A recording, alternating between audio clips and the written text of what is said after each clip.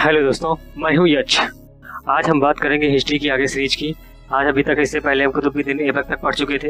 अब उसके बाद गुलाम वंश चल रहा है, तो गुलाम वंश में आज इल्तुतमिश की बात करते हैं। तो बिना देरी के हुए वीडियो को शुरू करते हैं दोस्तों। आज बात करते हैं इल्तुतमिश की। तो बात क्या करते हैं दोस्तों, इल्तुतमिश का जो शासनकाल कब से कब तक रहा, यानी 1211 से 1236 तक कौन रहा? इल्तुतमिश गद्दी पे, दिल्ली की गद्दी पे बना रहा। अगर इसके पिता की बात करें तो इसके पिता कौन थे? इलम खां थे। कौन थे? इलम खां थे। राजधानी इसने क्या बना दी थी? दिल्ली बना दी। अच्छा, ऐबक राजधानी क्या बने? ऐबक लाहौर को राजधानी बना रखा था, लेकिन इल्तुतमिश ने क्या किया? राजधानी को दिल्ली बना दी। उपाधि की बात करें तो अमीरुल उमरा थी, यूसर की भूमि का रक्षक था। इसे गुलाम का भी गुलाम कहा जाता था। ठीक, इसे गुलाम का भी गुलाम कहा जाता था। दिल्ली को, ठीक है, सल्तनत का, इस दिल्ली की सल्तनत मतलब दिल्ली की जो वास्तविक संस्थापक है दिल्ली सल्तनत का, वो किसे कहा जाता है? इल्तुतमिश को कहा जाता है। इल्तुतमिश ने एकता प्रथा चलाई। इसका संबंध सामाजी वंश था। ठीक है, इसने क्या था? एकता प्रथा चलाई, और जो इसका संबंध था वो सामजी वंश था। किससे था? सामजी वंश था। ठीक है दोस्तों, तुर्के चहलगानी यानी 40 सरदारों का गठन भी किया, जिसको तुर्के चहलगानी कहते थे। इसने आगरा में न्याय का घंटा लगवाया। इसने क्या किया? आगरा में न्याय का घंटा लगवाया। ठीक है, अगर बात करें न्याय की जंजीर, तो किसने न्याय की जंजीर? जहांगीर ने लगवाई थी। लेकिन न्याय का घंटा किसने लगवाया? न्याय का घंटा किसने लगवाया? इल्तुतमिश ने लगवाया। ठीक है, इसके समय का था इतिहास के तारीख फिरोज शाही के नाम से लिखा गया है। ये फिरोज शाही के नाम से लिखा है। खिलाफत से यानी खलीफा से खिलाफत यानी खलीफा से खिलियत प्राप्त करने वाला पहला सुल्तान बना। यानी पहला सुल्तान था दिल्ली सल्तनत जो इनके खलीफा होते हैं उनसे खिलियत प्राप्त कर रखा था। ठीक है, बात करते हैं आगे की। तो इसके आगे की हम बात करते हैं। फिर तराइन का तीसरा युद्ध हुआ। कब हुआ? 1215 AD में। किसके बीच? यल्दौज और इल्तुतमिश के बीच। यानी तराइन का जो तीसरा युद्ध हुआ किसके बीच हुआ? यल्दौज और इल्तुतमिश के बीच हुआ। ठीक है, किसके वो विजयी कौन हुआ? इल्तुतमिश। इसमें क्या हुआ? विजयी हुआ। इल्तुतमिश के ही समय 1221 में मंगोल चंगेज खां का आक्रमण हुआ। ठीक है, और इसको मकबरा शैली का जनक भी कहा जाता है। किसको मकबरा शैली का जनक कहा जाता है? इल्तुतमिश को ही मकबरा शैली का जनक भी कहा जाता है। भारत का पहला मकबरा सुल्तानगढ़ी का मकबरा है। इसको इल्तुतमिश ने अपने बड़े बेटे महमूद की याद में बनाया था। यानी जो इल्तुतमिश के बड़े बेटे थे उनका मकबरा कौन सा? सुल्तानगढ़ी का मकबरा है, महमूद की याद में बनाया गया था। टकसाल का नाम सिक्कों पर अंकित करा, यानी जहाँ पे सिक्के ढाले जाते हैं उसका नाम इसने सिक्कों पे लिखवाना शुरू कर दिया था। अतारकिन का दरवाजा जोधपुर में बनवाया। दिल्ली के गद्दी से पहले यह बदायूं का गवर्नर था। यानी जब दिल्ली की गद्दी ये बैठा था उससे पहले क्या था? बदायूं का गवर्नर था। ये कौन था? बदायूं का गवर्नर था। ये तो पता ही होगा ना महमूद जी। ठीक है, इसका मकबरा कहाँ है? दिल्ली में। इल्तुतमिश का मकबरा किसने? इल्तुतमिश ने खुद ही अपना मकबरा बनवा दिया था। इल्तुतमिश की बात करें 1236 में इसकी क्या हो गई थी? मृत्यु हो गई थी। इसने कुतुब मीनार को पूर्ण कराया था। यानी जो कुतुबुद्दीन ऐबक थे वो कुतुब मीनार कितना 85.5 मीटर बनाए थे। इसको कंप्लीट किसने करा दिया था? यानी किसने करा दिया था? इल्तुतमिश ने इसको क्या हुआ? संपूर्ण करा दिया था। ठीक दोस्तों, इल्तुतमिश ने क्या किया था? इसको संपूर्ण करा दिया था।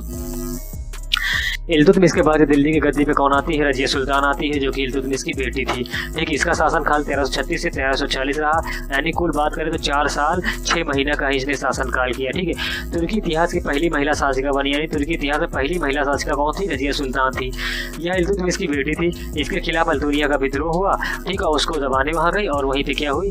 तबरहिंद भटिंडा पंजाब में क्या हुआ था? इसका विद्रोह हुआ था इसके खिलाफ, और वहीं दबाने गई थी। वहीं क्या हो गया था? इसको मार दिया गया था। ठीक, इसकी हत्या करवा दी गई थी। ठीक है, अगर बात करें रजिया क्या कुल्हा पहनती थी, कुल्हा और चोंगा धारण करती थी। इसकी हत्या कहाँ? 25 दिसंबर 1940 में कैथल में हुई थी। कहाँ हुई थी? कैथल में हुई थी। बताया ना, वहाँ पे विद्रोह दमन करने गई थी, वहीं पे इसकी हत्या हो गई थी। ठीक है, रजिया ने क्या हो? काले गुलाम यकूत को अमीर अकूर का पद दिया था। अमीर अकूर का पद हमने उसमें गुलाम वंश में बता रखा था। कुतुबुद्दीन ऐबक में यानी घोड़े के अस्तबल का प्रमुख बना रखा था। किसको? यकूत को। ठीक है, और इसके क्या हुआ? अल्तुनिया के विद्रोह में मारा गया। अल्तुनिया विद्रोह में कौन? यकूत भी क्या हुआ? अल्तुनिया के विद्रोह में मारा गया। यानी उसकी रक्षा कौन कर रही थी? रजिया ही कर रही थी। जब ये चली गई तो उसको क्या हुआ? जो वहाँ पे 40 सरदार थे तुर्की चहलगानी वाले, उनको पसंद नहीं करते थे, और उन्होंने क्या हुआ? यकूत को भी मार दिया था। ठीक है, उसने क्या किया? यकूत को भी मार दिया था। ठीक है, बात करते हैं आगे। फिर उसके बाद कौन आता? बहराम शाह आता है। बहराम शाह के वो जो 40 सरदार थे उन्हीं की सम्मति से बैठता है। 1240 से 1246 तक बैठा है। सॉरी, 1242 से 1246 तक ये बैठा रहता। बीच में आते हैं एक साल के लिए, 2 साल से इंपॉर्टेंट नहीं है, इसलिए उनको हमने नहीं बताया। ठीक है, अब बात करें बहराम शाह के, तो कौन था? रजिया का भाई ही था। ये कौन था? रजिया का भाई था। इसने अपना नायाब मुमलिकात, यानी इसने नायाब मुमलिकात किसको? ऐतगीन को नियत किया। यानी ऐतगीन को इसने क्या किया? नायाब मुमलिकात नियुक्त कर दिया। लेकिन इसके बाद क्या हुआ? जब उनको नायाब मुमलिकात करे, उसके बाद काफ़ी पावर थी, यानी बहुत उच्च पद था। जैसे आज के प्रधानमंत्री उस तरह का पद ये होता था, नायाब मुमलिकात। ठीक है, जब उसने ऐतगीन को किया, इसको क्या? इसने अपने महल के द्वारा बाहर हाथी घोड़े खड़ी करनी शुरू कर दिया। तो क्या हुआ? इसको बुरा लग गया किसको? बहराम साहब, क्योंकि वो अधिकार हाथी महल के बाहर खड़ा करना सिर्फ राजाओं का था। इसलिए क्या किया, इसकी हत्या ही करवा दी। क्या कर दी? हत्या ही करवा दी। और तैयर के नेतृत्व में मंगोल ने 1241 में भी आक्रमण किया। देख लो, मंगोल 1221 1241 में लगातार क्या करे? आक्रमण करना। उसके बाद करते हैं नसीरुद्दीन महमूद की। तो नसीरुद्दीन महमूद क्या था? ये 1246 से 1266 तक गद्दी पे आया। कब आया? नसीरुद्दीन महमूद 1246 में गद्दी पे आया, 1266 तक गद्दी पे बना रहा। सल्तनत काल का इसे अकबर भी कहते हैं। ये टोपी सीकर जीवन व्यतीत करता था। ठीक है, नायाब मुमलिकात बलबन को बना रखा था। इस नसीरुद्दीन महमूद क्या था? नायाब मुमलिकात किसको बना रखा था? बलबन को। ठीक है, और नायाब मुमलिकात जो बहराम था किसको बना? ऐदगीर को बना रखा। जो बलबन था वही 40 तुर्क के तहलगानी सरदार में से एक था। और महमूद क्या था? बलबन का दामाद भी था। यानी बलबन ने क्या अपनी बेटी भी ब्याह दी थी किसके साथ? नसीरुद्दीन महमूद के साथ। किसके साथ ब्याह दी थी? नसीरुद्दीन महमूद के साथ शादी करा दी थी। ठीक है, उसके बाद फिर आता है बलबन। तो ठीक है दोस्तों, बलबन हम कल पढ़ेंगे, उसके बारे में, बलबन के बारे में कल जानेंगे। अगर वीडियो आपको अच्छा लगा हो तो लाइक कीजिएगा, शेयर कीजिएगा और सब्सक्राइब कीजिएगा।